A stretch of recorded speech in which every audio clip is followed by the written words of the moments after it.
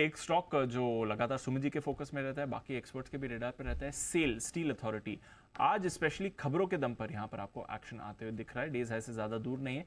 क्या है खबर, क्यों है सेल 3% ऊपर, जानते हैं आशीष के साथ। आशीष बताइए। तो पांचों कुछ खबरें ऐसी आ रही है कि स्टील एग्जीक्यूटिव फेडरेशन जो है यहाँ पर प्रस्ताव दे रहा है सरकार को कि जो RINL, FSNL और NSL, ये जो 3 सरकारी कंपनीज हैं अनलिस्टेड, यहाँ पर अगर आप देखें तो इनके साथ मर्जर होने की बातचीत चल रही है। और कुछ खबर दरअसल अगर आप देखें तो नई नहीं है, काफ़ी साल, इनफैक्ट 2012 में भी कई बार ये खबरें उठी थी। हालांकि अभी तक अगर आप देखें तो सरकार की तरफ से क्लियरेंस यहाँ पर देखने को नहीं मिला है।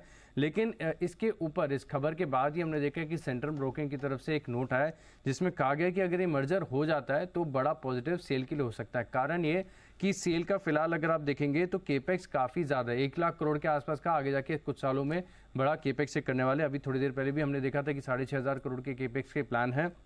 लेकिन अगर ये 3 कंपनियां इसके साथ मिल जाती हैं तो बड़े केपेक्स करने की आवश्यकता नहीं होगी। मिनिमम केपेक्स के साथ सिनर्जी और इंटीग्रेशन के बेनिफिट्स यहाँ पर देखने को मिल सकते हैं। कारण ये कि RINL की 7 मिलियन टन प्रति एनम की क्षमता है जो 60 से लेकर 70 कैपेसिटी यूटिलाइजेशन पर चल रही है। साथ में अगर आप देखें तो जो नागरना स्टील प्लांट है काफ़ी मॉडर्न है, इसमें 3 मिलियन टन पर एनम की फ्लैट स्टील की क्षमता है। साथ में अगर आप देखें तो सेल के पास एक एडेड एडवांटेज ये भी हो जाता है कि वो इंटीग्रेटेड है, यानी आयन ओर्स की माइन है इसके पास, तो एक बड़ा बेनिफिट यहाँ पर है। हालांकि मैं फिर से कह रहा हूँ कि जैसे पहले भी हमने देखा था कि खबरें हैं, मांग है, इंडस्ट्री चाहती है ऐसा हो जाए, लेकिन हो कि ना हो ये आगे बताएंगे। लेकिन फिलहाल के लिए इस स्टॉक में एक्शन देखने को मिल रहा है। तो ये आपके लिए सेल, जहां पर आपको ये एक्शन बनते हुए दिख सकता है RINL की खबर पर।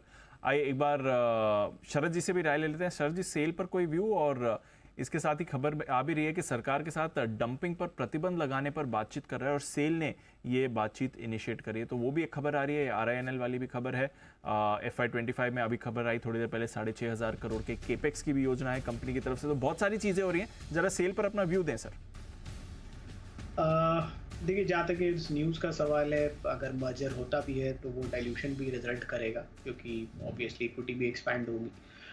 थोड़ा बहुत डेट का प्रेशर, ऑब्वियसली जो हम एक्सपेक्ट कर रहे हैं कि फॉरवर्ड जाते जाते डेट का प्रेशर, जिस टाइप की कैपेक्स की टारगेट्स हैं सेल की, अगर वो उसके आसपास भी जाना चाहते हैं तो वापस से जो डेट का ओवरहैंग कम हुआ है पिछले 3-4 सालों में, अब वो वापस से बिल्ड होता दिखाई देगा।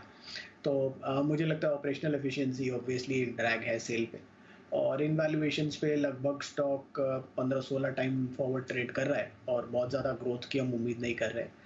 अगर ये M&A अनाउंस भी होता है तो मेरे हिसाब से एटलीस्ट, अभी तो कुछ फाइनल भी नहीं हुआ है, तो एटलीस्ट यहाँ से 1.5 से 2 साल लगने चाहिए जिसमें ये फाइनल होते होते सारी चीज़ें दिखेंगी।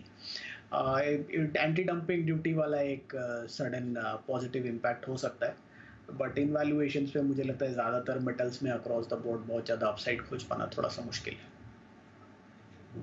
राइट, तो ये है आपके लिए सेल। देखते हैं यहाँ से कैसा एक्शन रहेगा। फिलहाल डेज हाई पर ही ट्रेड कर रहा है 1-1.5% की मूव के साथ इस समय।